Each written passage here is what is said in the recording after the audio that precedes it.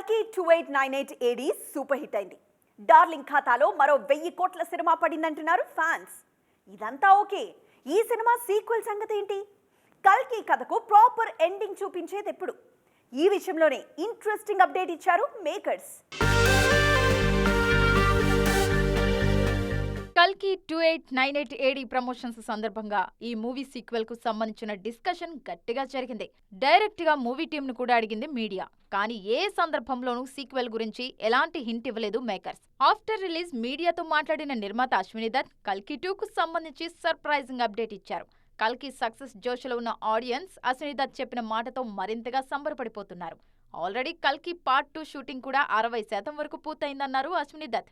ఇంకొన్ని మేజర్ సీక్వెన్స్లు మాత్రమే పెండింగ్ లో ఉన్నాయన్నారు. అశ్విని దత్ కల్కి 2 గురించి చెప్పడంతో ఆల్రెడీ లైన్ లో ఉన్న సలార్ 2 అప్డేట్ ఏంటి అంటున్నారు డార్లింగ్ ఫ్యాన్స్. దీనికి తోడు ప్రభాస్ చేతిలో మరో 2 సినిమాలున్నాయి. ఆల్రెడీ రాజాసాబ్ షూటింగ్ స్టేజ్ లో ఉంది. ఆ తర్వాత స్పిరిట్ చేయాల్సి ఉంది.